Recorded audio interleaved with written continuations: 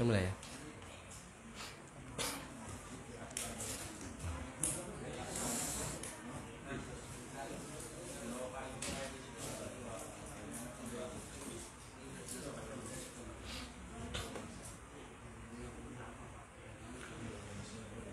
Bismillahirrahmanirrahim. Assalamualaikum warahmatullahi wabarakatuh. Alhamdulillahi ala ihsani wa syukran lahu ala taufiqihi wa amtinani. Asyhadu an la ilaha illallah wahdahu la syarika lah ta'ziman li sya'ni. Wa asyhadu anna Muhammadan abduhu wa rasuluhu da'iyan ila ridwanih. Allahumma salli alaihi wa ala alihi wa sahbihi wa ikhwani. Amma ba'du, ma'asyiral muslimin wal muslimat rahimani wa rahimakumullah. Alhamdulillah, pada kesempatan yang mulia ini Allah Subhanahu wa taala kembali memudahkan kita untuk bersama-sama membaca sebuah kitab, yaitu Durusun fi Syarhi Nawaqidil Islam. Kitab yang merupakan syarah untuk kitab Nawaqidul Islam karya Syekh Muhammad bin Abdul Wahhab At-Tamimi rahimahullah, dan syarah yang diberikan adalah oleh Syekh Saleh Fauzan Al-Fauzan hafizahullahu taala. Pada pertemuan yang lalu kita sampai pada halaman 55 ya, pada buku yang ada di tangan kami ini, berkenaan dengan jenis kedua dari kesyirikan, yaitu syirik asghar. Dan pensyarah yaitu Syekh Saleh Al-Fauzan hafizahullah telah menjelaskan bahwa syirik asghar itu ada dua jenisnya. Yang pertama adalah syirik dalam lafadz, dalam ucapan, ya, seperti seseorang bersumpah dengan selain nama Allah Subhanahu wa taala. Kemudian jenis yang kedua adalah syirik khafi, syirik yang samar yang terdapat di dalam hati. Dan ini memiliki beberapa macam. Yang paling zahir, yang paling tampak adalah riya, yaitu menunjukkan apa yang bisa dilihat dari amal perbuatan. Ya, maksudnya seseorang melakukan kebaikan dan kemudian dia niatkan untuk mendapat pujian dari manusia. Berkenaan dengan riya ini disebutkan oleh penulis ada dua. Yang pertama adalah riyaknya orang-orang munafik. Ini orang-orang munafik, terutama ya munafik i'tiqadi ya. Orang munafik nifaknya nifak i'tiqadi, nifak keyakinan.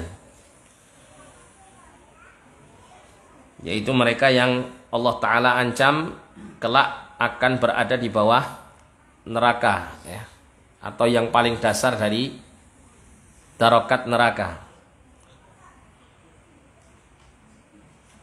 Mereka orang-orang munafik melakukan amal-amal kebaikan demi untuk dilihat oleh kaum muslimin, agar kaum muslimin menganggap mereka sebagai bagian dari kaum muslimin. Namun dalam hatinya mereka membenci apa yang mereka amalkan dari amal-amal kebaikan yang mereka kerjakan tersebut.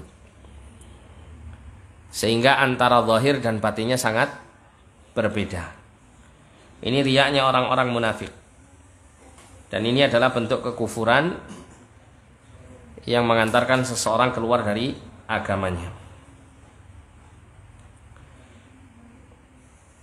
Dan disebutkan oleh Syekh, termasuk riya yang dilakukan oleh orang munafik ini adalah riya kufur, karena dia menampakkan amal solehnya itu dengan tujuan duniawi. Tidak sama sekali ada keimanan yang mendasari amal solehnya tersebut kepada Allah SWT. Sehingga sama sekali tidak ada sedikit pun niat untuk mendapat pahala dan keridhaan Allah SWT.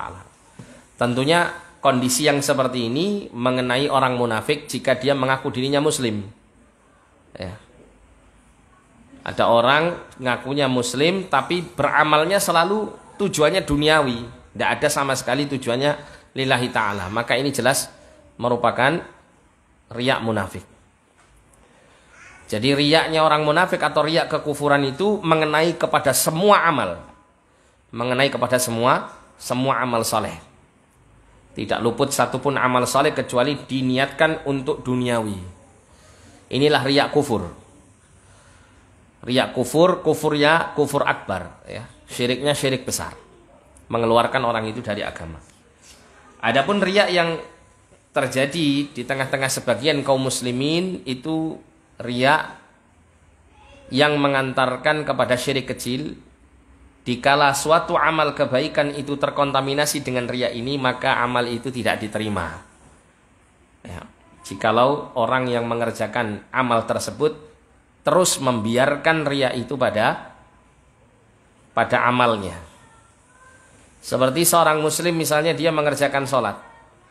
Dikala di tengah-tengah sholat dia ingin memperbagus dan memperlama sholatnya agar mendapatkan pujian dari manusia. Nah, maka dalam kondisi seperti ini dia telah terkontaminasi dengan riya, dan kalau dia tidak melawan riya itu sampai akhir daripada amalnya, maka amalnya tidak mendatangkan pahala, tidak menjadi sah dan diterima oleh Allah Subhanahu wa ta'ala. Namun ya, seorang muslim ketika dia tertimpa riya, itu tidak semua amalnya itu tertimpa riya. Ya, tidak semua amalnya itu tertimpa riya. Atau paling tidak staf beramalnya orang-orang muslim itu tidak selalu apa? Untuk li ghairillah, untuk selain Allah. Tidak semua amal kebaikannya itu selalu untuk selain Allah. Ya. Bahkan mungkin ya, kaum muslimin kebanyakan awal mereka melakukan kebaikan itu mesti niatnya lillahi ta'ala. Cuman di tengah-tengah perjalanan beramal, ini yang terkadang kemudian muncul godaan-godaan riyaknya. Namun kalau riyaknya orang kafir, semua amalnya itu startnya untuk selain Allah, untuk dunia, untuk yang lain-lain. Ya, karena memang tidak didasari oleh iman kepada Allah, tidak didasari dengan keimanan kepada hari akhir dan balasan surga atau balasan kebaikan dari sisi Allah SWT untuk amal saleh yang dilakukan. Sehingga tidak ada dorongan niat untuk mengharapkan pahala di sisi Allah Subhanahu wa ta'ala dari amal-amal kebaikan yang mereka kerjakan tersebut. Nah, ini yang sampai ya kita baca pada riya yang terjadi pada seorang muslim. Penulis mengatakan Rasulullah SAW bersabda kepada para sahabatnya ketika beliau mendatangi mereka saat mereka sedang membincangkan tentang Dajjal. Beliau SAW bersabda, "Ala ukhbirukum bima huwa akhwafu alaikum indi minal masihid Dajjal." Maukah kalian aku kabarkan ya kepada kalian tentang apa yang paling aku takutkan menimpa kalian di sisiku daripada al-masihid Dajjal. Ada suatu fitnah, satu cobaan yang lebih berat dan lebih berbahaya dari fitnah Dajjal. Qalu, para sahabat berkata, "Bala, tentu wahai Rasulullah." Qala, kemudian Nabi mengatakan, riya ini adalah fitnah yang lebih buruk dan lebih berbahaya daripada fitnah Dajjal. Yaqumu ahaduhum fayusalli fayuzayyinu salatahu lima yara min nadhari rajulin ilaih. Salah seorang di antara mereka menegakkan salat. Awalnya ya, penegakan salat ini diniatkan dengan ikhlas karena Allah. Fayuzayyinu salatahu, maka kemudian dia memperindah, memperbagus salatnya, lima yara min nadhari rajulin ilai, karena adanya orang yang melihat padanya. Ya. Karena ada orang yang memandang, melihat, maka dia pun berusaha untuk memperbagus dan memperpanjang salatnya tersebut. Inilah ya riya yang terkadang masuk ke dalam hati seseorang yang melaksanakan ibadah kepada Allah Subhanahu wa ta'ala. Dan inilah yang paling ditakuti oleh Nabi SAW, melebihi daripada fitnahnya Al-Masihid Dajjal. Kemudian Syekh mengatakan ini bisa terjadi kepada setiap muslim dan mukmin. Maka jika ia mendapati dalam dirinya sedikit dari riya jenis ini, kemudian dia meluruskannya dan kembali kepada keikhlasan untuk Allah semata, maka ini tidak mengapa baginya selama ia mampu mencegahnya. Ya, jadi dalam pertengahan kita beribadah, jika muncul niat riya ini, kemudian kita ya pangkas niat tersebut, kita kembalikan kepada niat awal yaitu ikhlas karena Allah, maka yang demikian ini tidak mempengaruhi dan tidak merusak sedikit pun dari amal solehnya. Termasuk juga tidak akan mengurangi pahala amal solehnya jika dia mampu mempertahankan niat ikhlasnya tersebut dan menghilangkan niat riyanya. Adapun jika ia meneruskannya, jadi mengikuti keinginan niat-niat untuk mendapatkan pujian atau ingin dilihat orang, ingin mendapat penilaian manusia atau ingin sesuatu yang berkaitan dengan tujuan-tujuan duniawi dan melupakan keikhlasannya kepada Allah Subhanahu wa taala, maka amalnya akan batal ya apabila yang demikian itu dimulai dari awal. Jadi jika seorang itu melakukan ibadah, contohnya misalnya sedekah. Start awal dia mengeluarkan sedekah, niatnya bukan lillahi ta'ala, tapi niatnya untuk dipuji orang. Atau niatnya untuk tujuan duniawi. Saya niat mengeluarkan 100.000 supaya saya dapat 1 juta rupiah. Niat tujuan duniawi atau bukan ini? Tujuan duniawi. Mungkin timbul pertanyaan, loh Ustaz, bukankah orang yang bersedekah itu nanti Allah akan menggantinya? Seperti dalam Al-Quran Allah menyebutkan demikian. Kita katakan na'am, iya. Namun asal hukum beribadah itu semuanya harus ikhlas lillahi ta'ala. Apa sih arti ikhlas itu? Ikhlas itu mengharapkan keridhaan dan wajah Allah SWT. Bukan mengharapkan tendensi dan kenikmatan duniawi. Kalau misalnya seseorang itu mengikutkan niat-niat duniawinya setelah dia mengikhlaskannya karena Allah SWT, dan itu harapannya digantungkan kepada Allah. Contohnya begini, ya Allah, saya niat bersedekah ini ikhlas karena mengharap keridhaan-Mu. Namun saya juga berharap kepadamu ya Allah, melalui sedekah saya ini saya mendapatkan kesehatan, misalnya demikian. Atau saya mendapatkan pelipat gandaan rezeki di dunia, misalnya demikian. Maka yang seperti ini la yadhur, tidak mengapa. Karena niat yang paling utama, yang paling melandasi amal itu adalah ikhlas. Sedangkan niat yang berkaitan dengan harapan-harapan lain berkenaan dengan duniawi kepada Allah SWT, maka ini menjadi pengikut saja. Tapi kalau misalnya orang mengeluarkan sedekahnya tadi, niat duniawinya yang paling mendominasi, maka ini bisa membatalkan amalnya. Nanti disebutkan berkenaan dengan syirik khafi, nanti di halaman 57 itu ya, Syekh menjelaskan tentang firman Allah Subhanahu wa taala dalam surat Hud, yaitu dari kalangan orang-orang yang mengharapkan kehidupan dunia dengan melakukan amal-amal akhirat. Ini termasuk bagian daripada kesyirikan.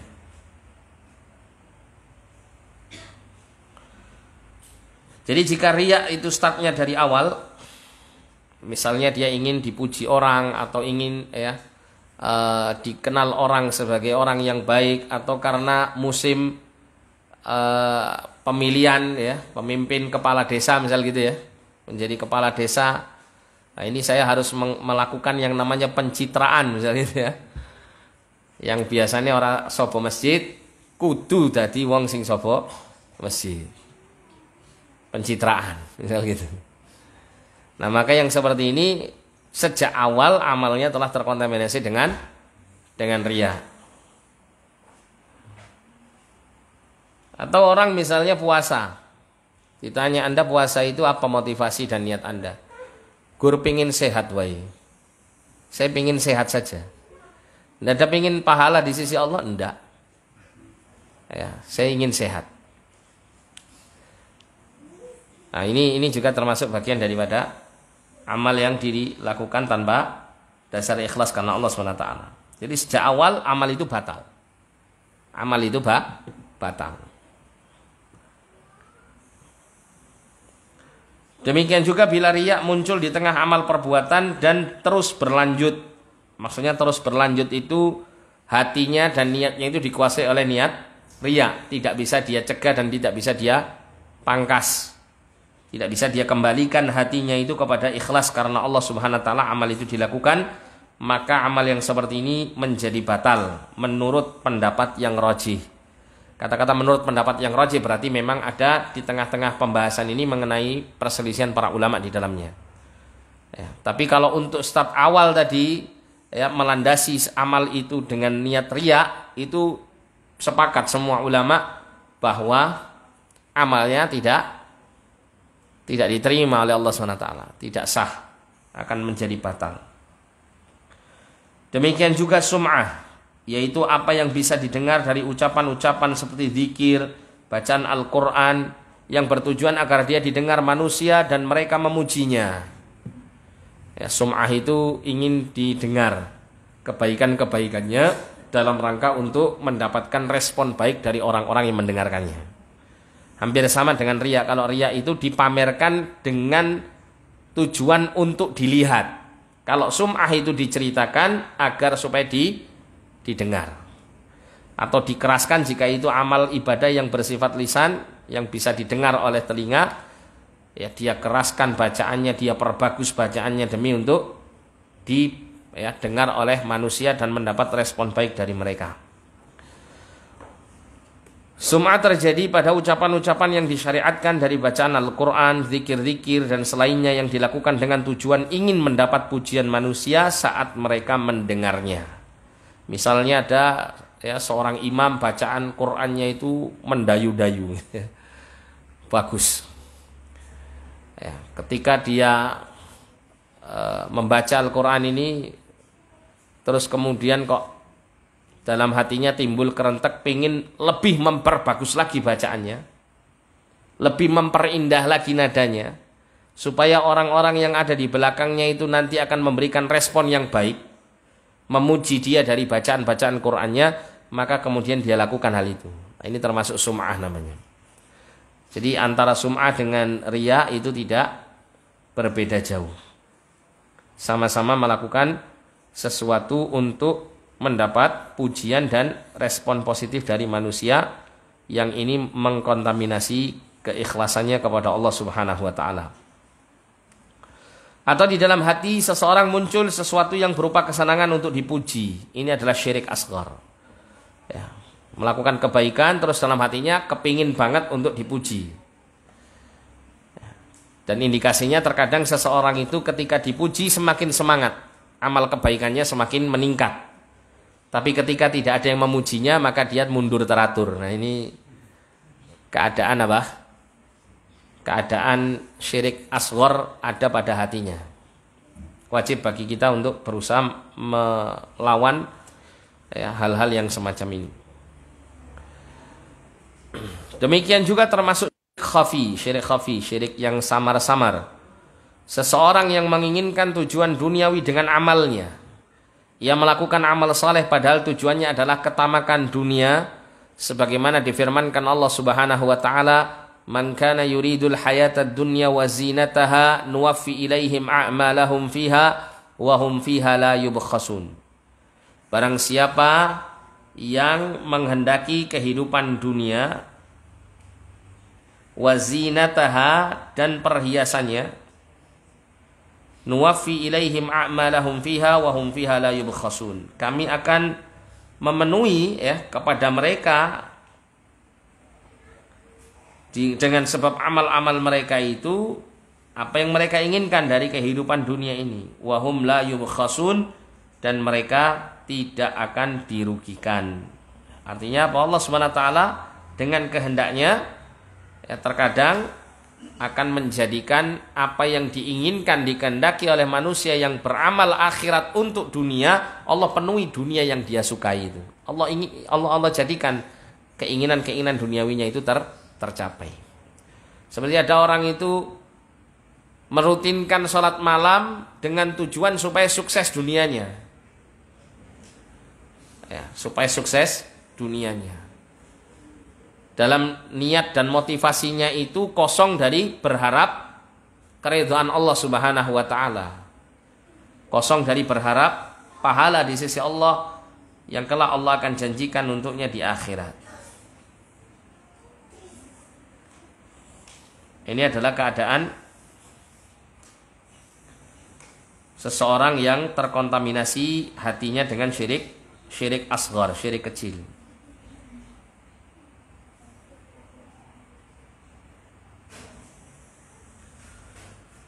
Kemudian Allah katakan ulaikal ladzina laisa lahum fil akhirati illan nar. Mereka itu tidak akan mendapatkan di akhirat selain dari siksa api neraka. Kenapa? Karena mereka mendasari keinginan mereka dengan tujuan dunia di dalam amal yang seharusnya dia niatkan untuk kehidupan akhirat. Seakan-akan di situ ada penolakan terhadap keimanannya kepada hari akhir atau keimanannya kepada kehidupan akhirat. Seakan-akan ada penukaran di situ. Menukar yang seharusnya dia harapkan dari ibadahnya itu kebaikan akhirat, dia tukar untuk dia dapatkan di dunia. Sehingga di akhirat nanti dia tidak mendapatkan apapun karena nggak ada niat tujuannya untuk mendapat akhirat ini. Wa habita ma sana'u fiha, dan akan terhapus apa yang telah mereka kerjakan di dunia ini. Wa batilum ma kanu ya'malun, dan sia-sialah apa yang telah mereka kerjakan dari amal-amal soleh mereka. Jadi orang yang melakukan ibadah dengan tujuan ketamakan terhadap dunia, seperti seseorang yang mencari ilmu agama dengan tujuan duniawi, maka ini adalah masuk dalam kategori ayat tersebut. Adapun yang menuntut selain ilmu agama, maka tidak mengapa baginya belajar demi pekerjaan dan penghasilan yang menghidupinya, seperti belajar matematika, industri, dan tulis-menulis dengan tujuan untuk mendapatkan pekerjaan. Ini tidak mengapa karena ini merupakan sebab-sebab yang diperbolehkan dan ini bukan masuk pada ranah ibadah. Ya, misalnya seseorang itu belajar kedokteran misalnya. Dia niat saya belajar kedokteran itu supaya nanti saya bekerja sebagai dokter dan memiliki penghasilan yang tinggi. Boleh tidak seperti ini? Boleh. Tapi ini mubah sifatnya. Tidak mendapat pahala juga tidak mendapat dosa. Tapi kalau seandainya motivasi dia ingin menjadi dokter, melalui dia belajar ilmu kedokteran, menempuh kuliah di fakultas kedokteran, dengan tujuan memberikan kemanfaatan kepada umat melalui ilmu kedokterannya, maka dia mendapat pahala. Bukan mendapat pahala karena menuntut ilmunya tapi mendapatkan pahala karena adanya kemanfaatan yang diberikan kepada umat. Sedangkan Nabi SAW mengatakan khairun nasi anfa'uhum linnas. Sebaik-baik manusia itu adalah orang yang paling bermanfaat untuk manusia yang lainnya. Namun kalau ilmu agama ini dituntut dengan dasar ibadah kepada Allah. Belajarnya kita, duduknya kita di majelis ilmu, belajarnya kita agama ini sudah bernilai ibadah di sisi Allah. Sudah dapat pahala. Beda dengan orang belajar di fakultas kedokteran, belajar ilmu kedokteran, duduk di bangku kuliah, itu nggak ada pahalanya. Kecuali kalau dimotivasi dengan apa? Niat yang baik. Tapi kalau orang menuntut ilmu agama, selama dia ikhlas nuntutnya karena mengharapkan ridha Allah, sudah dapat pahala dari perbuatannya tersebut, karena itu termasuk bagian daripada ibadah. Nah, kalau hal-hal yang bersifat ibadah seperti ini, niatnya itu terkontaminasi dengan yang lain. Semisal seseorang itu mungkin tinggal di suatu negeri, yang di negeri tersebut orang-orang alimnya itu dihormati, diberikan kedudukan tinggi dan mulia oleh pemerintah misalnya. Kemudian dia berniat, saya ingin belajar ilmu agama supaya saya nanti hidupnya hidupnya nyaman. Nanti saya dapat jabatan ini dan jabatan itu. Saya nanti bisa mendapatkan tunjangan besar dari pemerintah, misal demikian. Supaya dapat kehidupan yang nyaman di dunia, maka yang semacam ini dia tidak mendapatkan pahala dari belajar ilmu agamanya, justru dia telah mendapatkan dosa yang besar, termasuk dari bagian syirik asghar, karena mempersembahkan ibadahnya itu dengan tujuan yang bukan lillahi ta'ala. Nah, bedanya dengan tadi belajar ilmu kedokteran dan ilmu-ilmu umum, itu semuanya adalah berkaitan dengan mubah, amal yang mubah, sehingga tidak harus diniatkan untuk Allah Subhanahu wa taala. Tapi kalau niatnya benar, niatnya baik, maka perkara mubah itu akan bernilai pahala di sisi Allah karena niatnya, bukan karena zat amalnya. Bukan karena zat amalnya. Termasuk juga berkaitan dengan orang yang beribadah untuk dunia itu keadaannya sebagaimana yang Allah Subhanahu wa taala sebutkan di dalam Quran surah Al-Hajj ayat 11. Wa minan nasi may ya'budullaha ala harfin. Ada di antara manusia itu orang yang beribadah kepada Allah ala harfin, hanya di tepian saja. Maksudnya bagaimana? Allah lanjutkan ayat itu, ya. Allah jelaskan, fa in asabahu khairun itma'anna bihi. Kalau dia mendapatkan kebaikan dari sisi Allah, dia merasa tenang, merasa tentram dan terus mengerjakan ibadah tersebut. Kalau mendapatkan kebaikan, mendapatkan kelapangan, kekayaan, ya, kesenangan, kebahagiaan, dia ibadah. Wa in asabatu fitnatun inqalaba ala wajhihi. Dan apabila, ya, ujian itu menimpanya, maka, ya, dia pun berbalik ke belakang. Maksudnya apa? Kembali kepada tidak beribadah kepada Allah SWT. Maka kata Allah Subhanahu wa taala, khasirat dunya wal akhirah. Orang yang seperti ini nanti dunia akhiratnya akan merugi. Dzalika huwal khusranul mubin. Yang demikian itu termasuk dari kerugian yang nyata. Ini keadaan seseorang yang beribadah li ajli dunya, karena untuk dunia. Nah, kemudian dilanjutkan di sini. Adapun ibadah seperti salat untuk mendapatkan tujuan duniawi, berjihad untuk tujuan duniawi, menuntut ilmu agama atau ibadah haji, ini masuk dalam kategori ayat, ya, man kana yuridul hayatad dunya wa zinataha nuwaffi ilaihim a'malahum fiha wa hum fiha la yubkhasun. Barang siapa yang menghendaki kehidupan dunia dan perhiasannya, niscaya kami berikan kepada mereka balasan pekerjaan mereka di dunia dengan sempurna, dan mereka di dunia itu tidak akan dirugikan.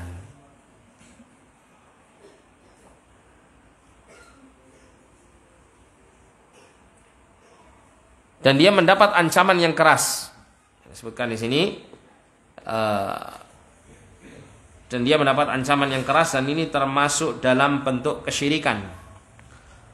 Rasulullah SAW bersabda, ta'isa abdul khamisah, celaka hamba khamisah. Ta'isa abdul khamilah, celaka hamba al khamilah. Ini khamisah, al khamilah ini jenis pakaian, ya, sutra yang mutunya tinggi, ya. Ta'isa abdud dinar wa dirham, celaka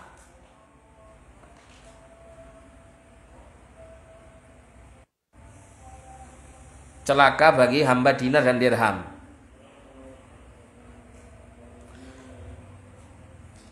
In u'tiya radiya, kalau dia diberi oleh Allah Subhanahu wa taala, maka dia pun ridha, senang, gembira. Wa illam yu'ta lam yarda, kalau dia tidak diberi maka dia tidak ridha. Sama dengan tadi, ya, dalam surah Al-Hajj. Wa minan nasi man ya'budullaha ala harfin. Di antara manusia itu ada yang beribadah kepada Allah di tepian saja. Apabila dia mendapatkan kebaikan, maka itma'an nabi, dia tenang, terus beribadah. Tapi kalau dia diberikan, ya, fitnah, diberikan ujian, kesulitan, kesedihan dan semacamnya, inqalaba ala, ya, wajhi, maka berbaliklah ke belakang, ya, dia meninggalkan ibadah. Nah, ini keadaan orang-orang yang beribadah bukan karena Allah Subhanahu wa ta'ala. Ya, termasuk juga berkaitan dengan ayat yang kita baca tadi, seseorang yang berharap kehidupan dunia melalui amal akhirat. Di dalam ayat ini Allah mengatakan, nuwaffi ilaihim a'malahum fiha wa hum fiha la yubkhasun. Kami berikan kepada mereka balasan pekerjaan mereka di dunia dengan sempurna, dan mereka di dunia itu tidak akan dirugikan. Beribadah kepada Allah dengan niat mendapatkan kenikmatan dunia, Allah sempurnakan dunianya untuknya. Tapi nanti di akhirat, ya, ulaika laisa lahum fil akhirati ilan nar, kata Allah, mereka itu ya di neraka, di akhirat tidak akan mendapatkan apapun kecuali neraka. Artinya mereka menyegerakan kebaikan mereka untuk mendapatkan kebaikan itu di dunia. Semuanya disempurnakan oleh Allah. Namun dalam ayat yang lain, seperti dalam Quran surah Al-Isra ayat 18, ya, Allah mengatakan, man kana yuridul ajila ta'ajjalna lahu fiha ma nasya'u liman nuridu. Barang siapa yang menginginkan al-ajilah, kehidupan dunia, maka ajjalna lahu fiha, kami akan menyegerakan untuknya kenikmatan dunia ini, ma nasya'u liman nuridu, sesuai dengan apa yang kami kehendaki, liman nuridu, kepada siapa yang kami kehendaki. Jadi ayat tadi, surat Hud tadi itu ya diterangkan pada surat Al-Isra. Jadi yang diberikan secara sempurna kenikmatan dunia yang diharapkan melalui amal akhirat tadi itu hanya orang-orang yang Allah kehendaki saja, dengan kadar yang Allah kehendaki. Ada golongan itu yang menginginkan kehidupan dunia melalui amal akhirat, itu disempurnakan oleh Allah cita-citanya di dunia. Apa yang dia inginkan semuanya diberikan oleh Allah di dunia. Ada juga orang yang memiliki niat dan tujuan sama, amal yang sama, melakukan amal akhirat untuk mendapatkan cita-cita dunia. Allah jadikan cita-cita dunianya itu dia peroleh tidak sempurna, atau bahkan sama sekali tidak dia memperolehnya. Jadi keadaan orang yang beribadah untuk dunia itu keadaannya imma dikabulkan oleh Allah, imma tidak dikabulkan oleh Allah, atau dikabulkan oleh Allah sebagian dan tidak dikabulkan sebagian. Namun berbeda keadaannya kalau seseorang itu beribadah untuk kehidupan akhirat, untuk Allah SWT dan untuk meraih pahala di akhirat. Ya, orang-orang yang berharap kehidupan akhirat, maka dia akan mendapatkan bukan hanya akhirat, tapi Allah juga menjadikan apa? Dunianya pun akan dicukupi oleh Allah Subhanahu wa ta'ala. Sebagaimana Allah mengatakan, man amila salihan min dzakarin aw untha fahuwa mu'minun falanuhyiyannahu hayatan thayyibah wa lanajziyannahum ajrahum bi ahsani ma kanu ya'malun. Ya, dalam surat apa itu? An-Nahl, ya. Allah mengatakan, barang siapa yang beriman kepada Allah, barang siapa yang beramal saleh baik dari kalangan laki-laki maupun perempuan, dan dia adalah orang yang beriman kepada Allah, orang yang mewujudkan iman dan amal saleh. Tentunya di sini iman termasuk bagian daripada iman adalah keikhlasan, gitu ya. Maka Allah mengatakan, kami benar-benar akan memberikan dia kehidupan yang baik, yaitu di dunianya. Walanajziyannahum ajrahum bi ahsani ma kanu ya'malun, dan kami benar-benar akan memberikan balasan kepada mereka berupa pahala di akhirat yang jauh lebih baik daripada apa yang sudah mereka amalkan dari amal-amal kebaikan di dunia. Jadi kebaikan dunia dan akhiratnya akan diperoleh bagi orang yang benar-benar beribadah lillahi ta'ala karena Allah SWT dan mengharapkan keridhaannya. Oleh karena itu tidak tepat kalau ada misalnya ya seorang tokoh atau seorang dai yang memotivasi manusia untuk beribadah itu agar mendapatkan kebaikan dunia. Ya, misalnya ada orang punya hutang 100.000, 100.000 kedidik 10 juta. Nah, maka dimotivasi, kalau Anda punya utang 10 juta, sedekahnya minimal harus 1 juta. Mepet itu. Ayo. Ya paling tidak 2 juta. Syukur-syukur bisa 5 juta. Separuh dari hutangnya. Ayo. Yang benar itu kalau sudah punya uang segitu, dicicil nih utangi, bukan untuk sedekah. Karena membayar hutang itu lebih diutamakan daripada sedekah. Iya apa enggak? Iya. Tapi ada orang yang begini ya. Jadi minimal Anda sedekah 1 juta karena nanti akan dilipat gandakan menjadi 10 kali lipat minimal. Sehingga nanti Anda akan mendapat 10 juta dan Anda akan dipermudah untuk membayar hutang yang berjumlah 10 juta tadi. Dengan pelipat gandaan uang.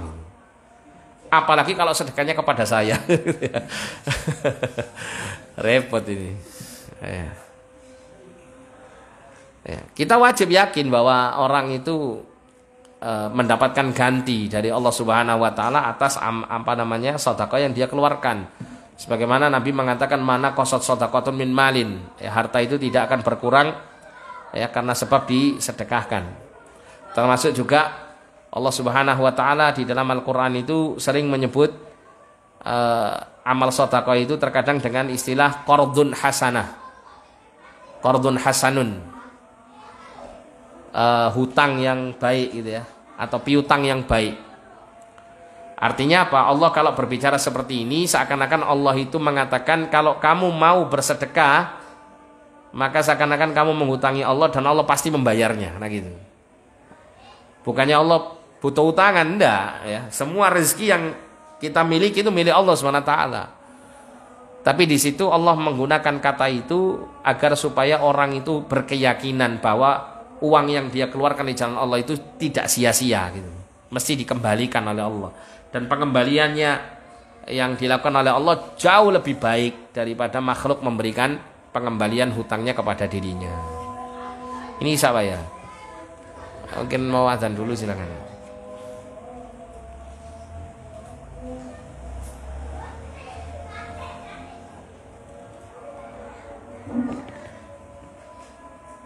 Allahu Akbar, Allahu Akbar, Allahu Akbar, Allahu Akbar. Asyhadu an la ilaha illallah.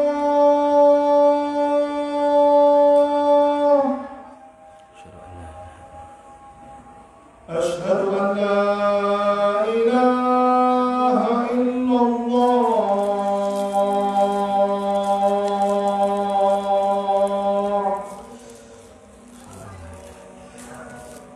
أشهد أن محمدا رسول الله.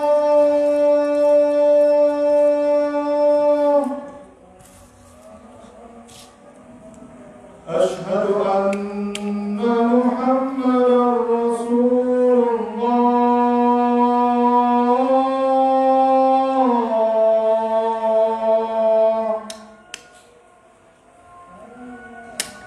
حي على الصلاة،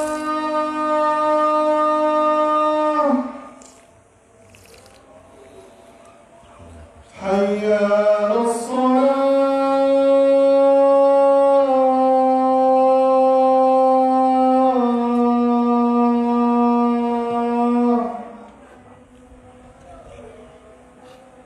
حي على الفلاح.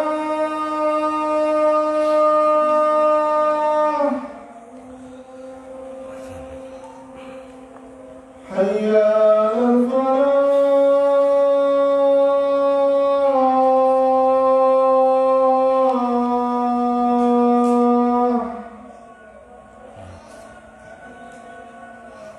الله أكبر، الله أكبر، لا إله إلا الله. La ilaha illallah wa sallallahu alaihi wa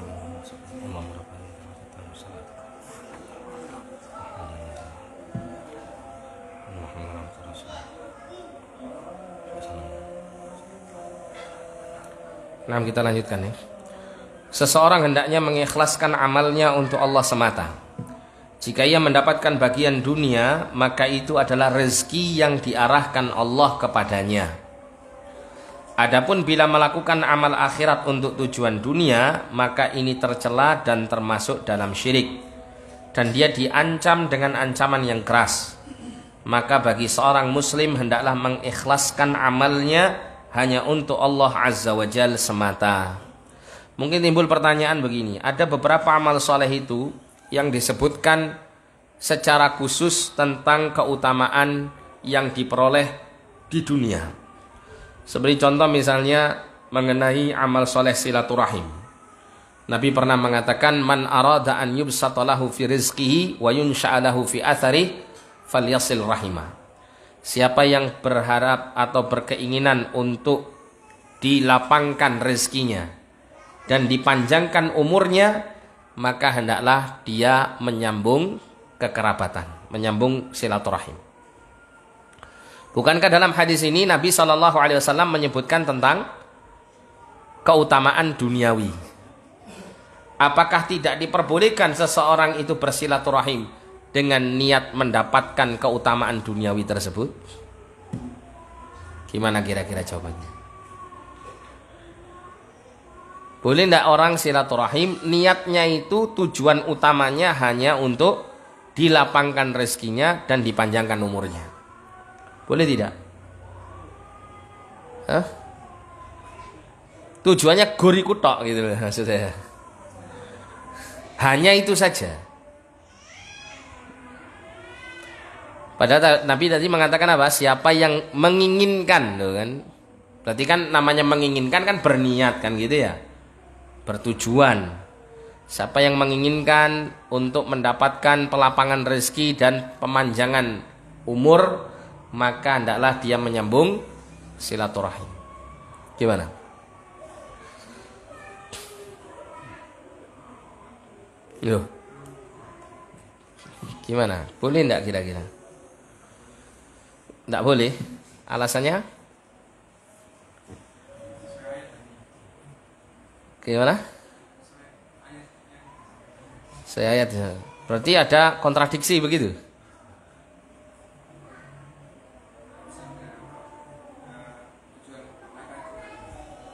Maksudnya tujuan akhirat juga. Gimana maksudnya?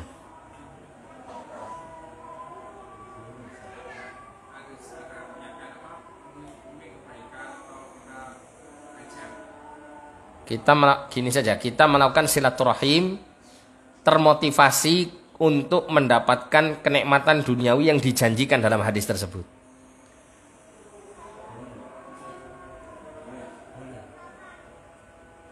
Boleh secara mutlak atau boleh dengan syarat? Syaratnya apa?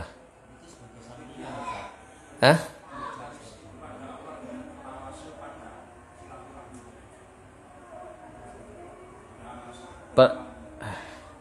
Jadi niatnya amal silaturahim ini apa kalau begitu? Untuk mendapatkan kenikmatan duniawi tadi yang dijanjikan Nabi SAW, ataukah untuk yang bagaimana niatnya?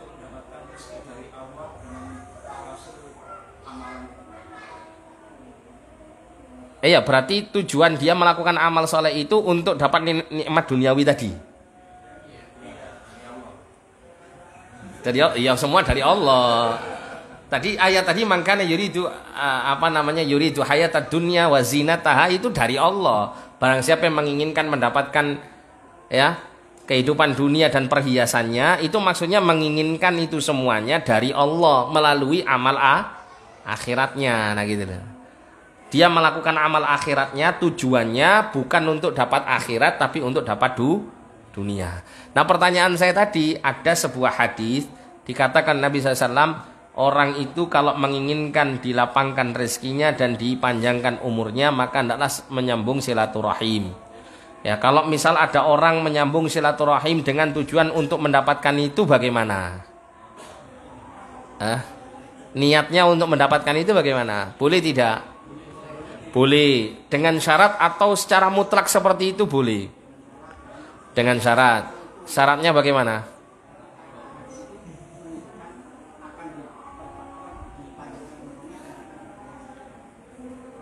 Gini saja. Spesifik. Gini saja, saya mau tanya ya. Semua amal soleh yang kita lakukan, kira-kira memberikan manfaat duniawi buat kita tidak? Memberikan ya. Baik dinyatakan secara khusus ya, keutamaan duniawinya apa seperti silaturahim tadi, atau dinyatakan secara umum seperti dalam Al-Qur'an surah An-Nahl tadi, siapa yang beramal dari kalangan laki-laki maupun perempuan sedangkan dia beriman kepada Allah dan beriman kepada Allah, maka dia mendapat kehidupan yang baik di dunia, kan gitu ya. Kami hidupkan dia dengan kehidupan yang baik di dunia. Berarti di situ menunjukkan bahwa semua amal soleh itu mesti mendatangkan kebaikan hidup di dunia. Ini harus dipahami dulu ya, harus diyakini dulu. Nah, kemudian seseorang itu ada misalnya termotivasi melakukan amal soleh tersebut karena sebab apa yang dijanjikan oleh Allah dan Rasulnya secara spesifik, bahwa amal soleh tersebut akan mendatangkan kebaikan ini dan itu. Boleh tidak seseorang termotivasi melakukan amal soleh itu untuk mendapatkan semua yang dijanjikan? Jawabannya boleh, tapi dengan syarat. Apa syaratnya? Tetap melandasi amal solehnya itu dengan niat mengharapkan pahala di akhirat. Itu tidak boleh hilang. Kenapa? Karena itulah dasar kita beramal. Semua amal ibadah itu harus didasari dengan yuridul akhirah. Ya. Adapun setelah itu dia menginginkan kebaikan hidup di dunia ataupun tidak dimunculkan keinginan itu, tetap dunia akan diperoleh kebaikannya. Nah begitu loh. Paham ya? Boleh termotivasi, boleh untuk kenikmatan duniawi, boleh, karena memang sebagian amal itu dimotivasi dengan motivasi kebaikan dunia. Tapi ketika mengamalkannya tetap harus menjadikan niat utama dalam beramal itu lillahi ta'ala, untuk mendapatkan keridhaan Allah dan pahala di akhirat. Adapun kebaikan dunia itu ya, imam mau diniatkan sebagai pengikut dari niat utama tadi, atau tidak diniatkan pun janji Allah dan Rasulnya tetap berlaku. Nah begitu. Bisa dipahami ya? Bisa dipahami enggak? Bisa ya. Tujuan sampingan. Ya. Termotivasi boleh, enggak apa-apa. Ya. Tapi jangan dijadikan apa? Niat utamanya. Nah begitu. Ya.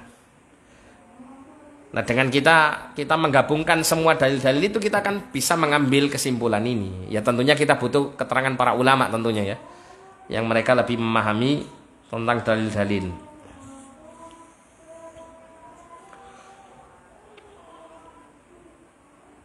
Nah, kemudian disebutkan di sini perbedaan antara syirik akbar dan syirik asghar.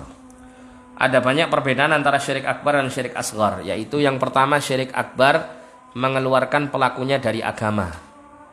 Sementara syirik asghar tidak menjadikan pelakunya keluar dari agama, akan tetapi merupakan salah satu dosa besar dari dosa-dosa besar, dan ini merupakan jalan menuju syirik akbar. Jadi syirik asghar itu termasuk bagian daripada dosa besar, dan dia bisa menjadi jalan menuju syirik akbar. Berarti syirik asghar ini sebetulnya belum benar-benar menjadi sebuah kesyirikan yang sebenarnya gitu ya.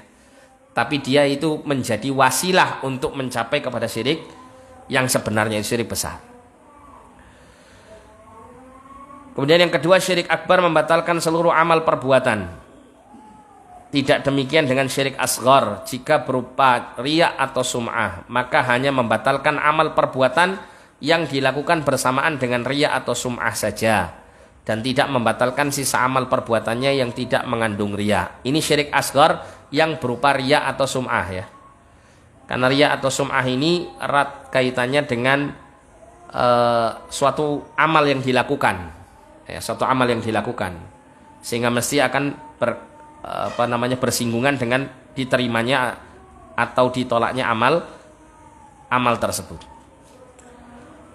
Tapi kalau syirik akbar ini membatalkan seluruh amal ya, karena dia pada dasarnya merusak pondasi seluruh amal yang dilakukan oleh seorang hamba. Kemudian yang ketiga, syirik akbar menghalalkan darah dan harta pelakunya, ini dengan syarat dan ketentuan ya. Berbeda dengan syirik asghar yang tidak menghalalkan darah manusia dan hartanya karena ia belum keluar dari agamanya.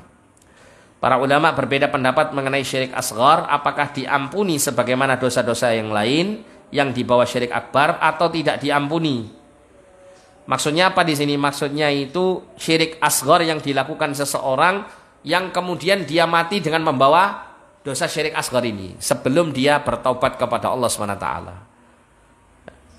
Apakah kondisi orang yang membawa dosa syirik asghar yang belum dia taubati itu, dia keadaannya tahta masyiatillah, di bawah kehendak Allah, insya'a adzabahu wa insya'a dakhalahul jannah. Ya. Jika Allah menghendaki Allah mengazabnya, jika Allah menghendaki Allah memasukkan dia ke dalam surga, mengampuni dosa syirik kecilnya tersebut. Ataukah syirik kecil yang dia bawa sampai menghadap Allah ini tidak diampuni oleh Allah? Maka ini para ulama berselisih pendapat. Ya. Dikatakan oleh Syekh, karena Allah secara umum menyebutkan innallaha la yaghfiru an yushraka bihi. Sesungguhnya Allah tidak akan mengampuni dosa syirik. Dan keumuman ini mencakup syirik akbar dan syirik asghar. Jadi Syekh Shalih Al-Fauzan hafizahullah, beliau memilih pendapat bahwa baik syirik akbar maupun syirik asghar, kalau orang itu mati di atasnya dan belum bertaubat, membawa dosa syirik asghar atau syirik akbar tersebut, maka dosa itu tidak diampuni oleh Allah. Cuman perbedaannya, kalau syirik akbar itu menjadikan dia di dalam neraka selama-lamanya, kalau syirik asghar itu dia hanya disiksa karena syirik asgharnya tersebut dengan tidak selama-lamanya. Berbeda dengan dosa-dosa besar yang lain yang tidak termasuk bagian daripada kesyirikan. Kalau dosa-dosa besar yang lainnya itu keadaannya tahta masyiatillah, di bawah kehendak Allah. Kalau Allah menghendaki Allah mengampuni dosa-dosanya tanpa memasukkannya ke dalam neraka terlebih dahulu, dia masuk ke dalam surga. Kalau Allah menghendaki Allah mengampuni mengazabnya terlebih dahulu di dalam neraka, namun tidak kekal di dalam neraka. Dikatakan di sini akan tetapi ada perbedaan bahwa pelaku syirik akbar kekal di dalam neraka sementara pelaku syirik asghar tidak kekal di dalam neraka. Tapi dia harus mendapat siksa dan tidak menerima pengampunan meski dia tidak kekal di neraka. Ini adalah salah satu pendapat dan ini yang dikuatkan oleh Syekh Shalih Al-Fauzan hafizahullah taala. Berdasarkan keumuman Quran surah An-Nisa ayat 48 tadi. Innallaha la yaghfiru an yushraka bihi. Ya, sesungguhnya Allah tidak akan mengampuni dosa syirik. Tidak disebutkan syirik besar, syirik kecil, enggak. Semua syirik gitu ya. Wa yaghfiru ma duna dzalika liman yasha, dan Allah mengampuni dosa selain syirik tersebut bagi siapa saja yang Allah taala kehendaki. Nah, sedangkan para ulama yang menyatakan bahwa syirik asghar itu tahta masyiatillah karena syirik asghar itu belum benar-benar terjerumus ke dalam syirik yang sebenarnya, ya, belum benar-benar masuk ke dalam syirik yang sebenarnya. Ataupun kalau seandainya sudah dikategorikan syirik, maka syiriknya itu ringan sehingga dikategorikan sebagai dosa-dosa besar yang lainnya, gitu, yang bukan syirik besar, sehingga keadaannya setara dengan dosa-dosa besar yang lain, keadaannya di bawah kehendak Allah. Kalau Allah menghendaki Allah mengampuni, kalau Allah menghendaki Allah mengazabnya terlebih dahulu. Inilah beberapa perbedaan antara syirik akbar dan syirik asghar. Semuanya berbahaya. Ini kesimpulannya ya. Baik yang besar maupun yang kecil sama-sama memiliki bahaya yang besar. Ya, wajib bagi kita untuk berusaha dan berupaya menjauhkan diri darinya. Ya, la haula wala quwata illa billah, tiada daya dan tiada kekuatan kecuali hanya dari Allah Subhanahu wa taala semata. Maka tidak boleh dikatakan ini hanya syirik asghar sehingga manusia menyepelekannya. Ya, tidak boleh seseorang itu meremehkan syirik kecil. Ini syirik kecil kok, nggak apa-apa. Ya. Nggak ada syirik yang nggak apa-apa, itu nggak ada. Ya, semua syirik itu berbahaya bagi kehidupan dunia dan akhirat seseorang. Oleh karena itulah Abdullah bin Mas'ud radhiyallahu anhu mengatakan, bersumpah dusta atas nama Allah lebih aku sukai daripada bersumpah jujur atas nama selain Allah. Bersumpah atas nama selain Allah termasuk syirik asghar, syirik kecil. Dan kita juga tidak pungkiri bahwa bersumpah dusta atas nama Allah itu dosa yang sangat besar. Orang berdusta tapi pakai sumpah atas nama Allah. Wallahi ini tidak luntur misal gitu ya. Ya. Saya jamin tidak luntur. Padahal harusnya dibaca dari kanan ke kiri, dari kiri ke kanan. Luntur tidak dijamin. Nah, itu dosa sangat besar gitu kan, mempermainkan nama Allah Subhanahu wa taala. Bahkan kalau dalam kitab tauhid itu ada bab khusus dilarang kita ini bermudah-mudahan untuk bersumpah atas nama Allah dalam perkara-perkara yang sepele. Atau terlalu sering bersumpah atas nama Allah meskipun dalam hal-hal yang dibenarkan. Ya, dalam hal-hal yang jujur gitu ya. Misalnya ya, hanya kesalahpahaman kecil antara suami istri ya. Suaminya bersumpah atas nama Allah. Wallahi istriku, saya setia sama kamu gitu ya. Tidak perlu seperti itu ya, terlalu sering bersumpah dilarang. Termasuk juga orang-orang yang sering melakukan hal ini itu terutama di masa-masa dahulu ya, itu adalah para pedagang. Mereka suka bersumpah atas nama Allah. Wallahi, baik ini barangnya, wallahi. Suka bersumpah. Ya. Nah, maka ini termasuk perkara yang dilarang. Kenapa? Karena dengan orang itu sering bersumpah atas nama Allah dalam hal-hal yang sepele, ya, dalam hal-hal yang sepele, bukan hal-hal yang besar, maka seseorang itu akan meremehkan sumpahnya atas nama Allah tersebut sehingga terseret pada hal-hal yang dusta. Pada akhirnya demikian. Di satu sisi juga tidak ada pengagungan kepada nama Allah Subhanahu wa taala karena seringnya bersumpah tersebut dalam hal-hal yang kecil. Padahal ya, bersumpah atas nama Allah Subhanahu wa taala ini sesuatu yang sangat besar ya. Saya pernah membaca ada satu riwayat Nabi Isa alaihissalam itu pernah melihat seorang maling mencuri barang. Ketika itu Nabi Isa mengatakan, wahai pencuri ya, kamu mencuri, kembalikan barangmu. Dia mengatakan, wallahi saya tidak mencuri. Maka Nabi Isa pada saat itu mengatakan, aku mendustakan pandangan mataku dan aku meyakini perkataanmu atas nama Allah SWT, atas sumpahmu kepada Allah SWT. Padahal yang dilihat oleh Nabi Isa itu benar-benar dia mencuri. Tapi karena pengagungannya kepada nama Allah, maka Nabi Isa mendustakan pandangannya sendiri. Karena dia sudah berani membawa Allah SWT dalam hal ya, dalam hal kedustaannya, dalam hal apa? Ya apa namanya, pembelaan dirinya dengan bersumpah atas nama Allah SWT. Ya, sehingga ini adalah suatu perkara yang besar. Nah, bersumpah dusta atas nama Allah itu tentunya dosa yang sangat besar. Tapi kata Abdullah bin Mas'ud, lebih aku sukai. Maksudnya lebih aku sukai itu maksudnya kalau seandainya terjadi suatu keadaan di mana memaksa beliau itu untuk bersumpah dusta tapi atas nama Allah, ya, melakukan kedustaan tapi bersumpah atas nama Allah, dengan melakukan kejujuran tapi diwajibkan bersumpah atas nama selain Allah, maka beliau lebih suka untuk berdusta dengan tetap bersumpah atas nama Allah SWT. Kenapa? Karena ini bukan termasuk bagian daripada kesyirikan. Ya. Bersumpah dusta atas nama Allah lebih aku sukai daripada bersumpah jujur atas nama selain Allah, karena keburukan dusta lebih ringan kepada keburukan syirik. Nah, di sini ya kita bisa mengambil pelajaran, sekalipun syirik kecil tetap dosanya sangat-sangat besar dan ditakuti oleh para as-salafus saleh, termasuk diantaranya sahabat Abdullah bin Mas'ud radhiyallahu anhu.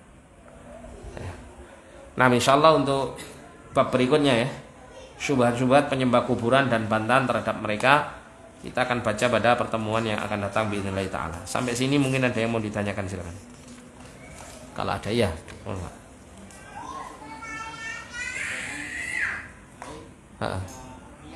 Iya.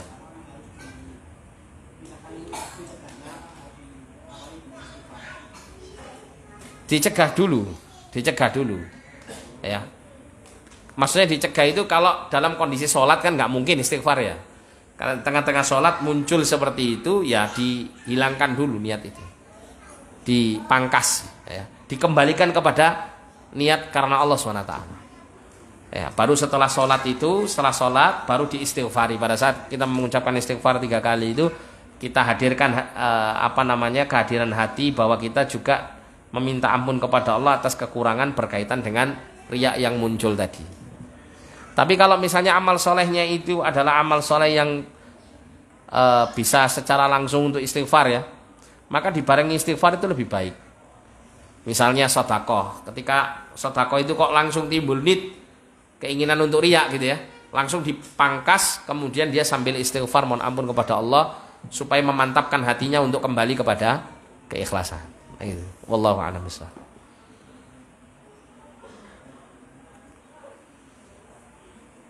Ya.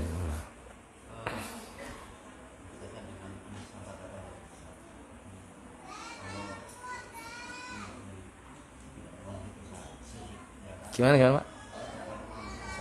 Iya, iya.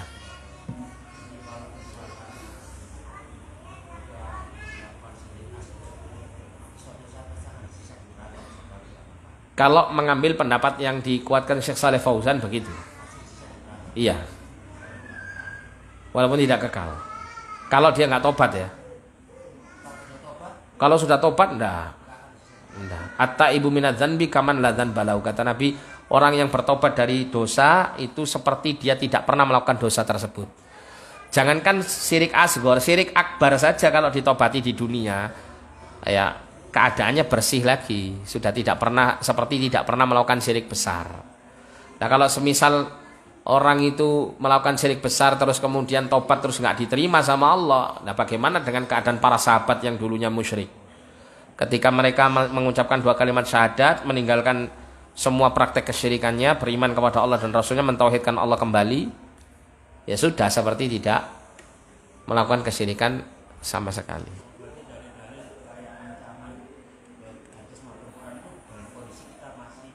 Masih betul, iya. Membawa dosa itu, iya. Kalau bertobat berarti dia tidak membawa dosa tersebut, bersih. Kecuali kalau dia sudah bertobat ngelakoni malih, nah itu terus lupa nggak tobat mati, atau pas ngelakoni itu dalam kondisi dia tidak bertobat terus mati, nah gitu. Nah itu keadaannya dia datang kepada Allah dengan membawa dosa kesyirikan. Iya.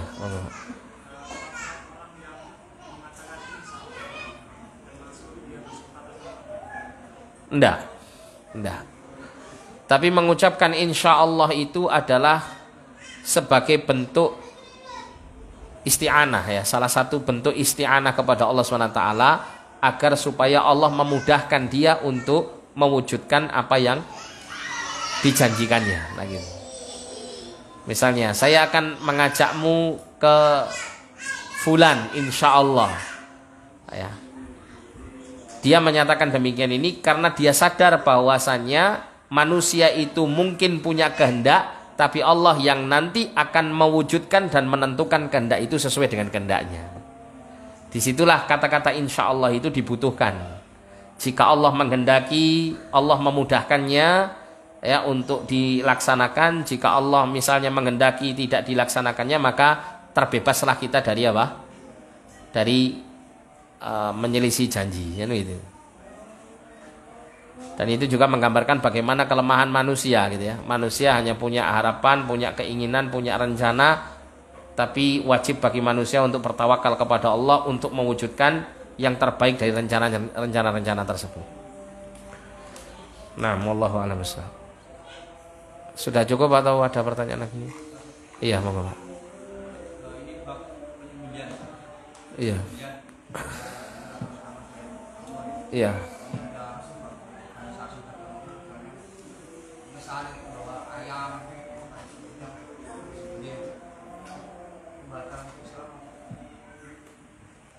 Begini, itu diperinci, Pak, diperinci. Kalau penyembelihannya itu dengan menyebut nama Allah, tapi dia dilakukan untuk istilahnya itu untuk sekedar hanya memberikan makan kepada orang-orang dalam suatu acara tertentu gitu ya, yang tidak terlarang tentunya di sini, maka hal ini tidak masalah. Ini seperti orang menyembelih biasa untuk mengkonsumsi dagingnya. Tapi kalau misalnya ini sebagai suatu persyaratan ritual gitu ya, maka dilihat kalau penyembelihannya itu dengan menyebut nama Allah, tidak ditujukan kepada siapapun selain Allah, maka penyembelihannya halal, tapi ritualnya yang berdosa. Kalau ritualnya tidak sesuai dengan syariat. Kalau penyembelihannya itu untuk selain Allah, disebut nama selain Allah, dan untuk ritual tertentu, maka penyembelihannya maupun ritualnya itu terlarang. Bisa dipahami ya? Nah, jadi dilihat kondisinya bagaimana.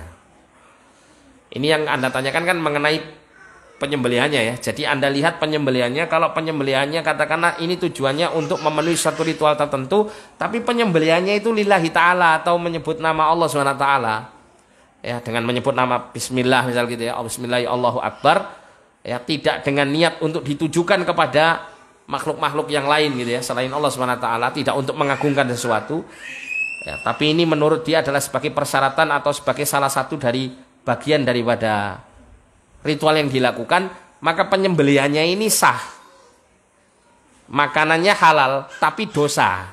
Karena apa? Karena masih masuk ritual yang terlarang.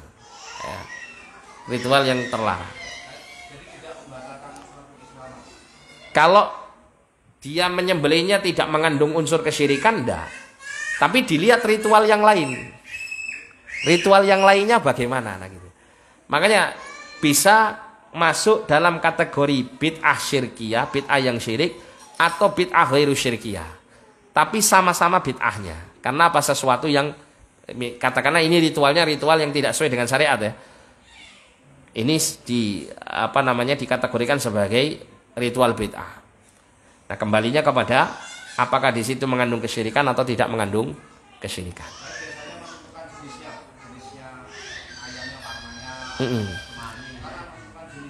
Menentukan jenisnya termasuk bid'ah. Nah, itu nanti kembali ke penyembelihannya. Kalau misal dipersyaratkan pada penyembelihan itu tidak boleh menyebut nama Allah, atau menyebut nama Allah juga menyebut nama yang lain, atau menyebut nama Allah tapi tujuannya untuk mendekatkan diri kepada orang yang mati atau leluhur misal gitu ya, atau pendiri organisasi misal gitu, nah, maka ini syirik gitu. Maka ini syirik ya. Tapi kalau hanya sekedar disuruh nyembelih ini tapi penyembelihannya bismillah yang menyebut nama Allah kemudian ditujukan untuk Allah SWT gitu ya, maka ini penyembelihannya itu tidak haram gitu ya, tidak syirik, tapi bid'ah dia. Kenapa? Karena melalui ritual yang tidak disyariatkan gitu. Itu yang tidak disyariatkan. Wallahu a'lam bishawab.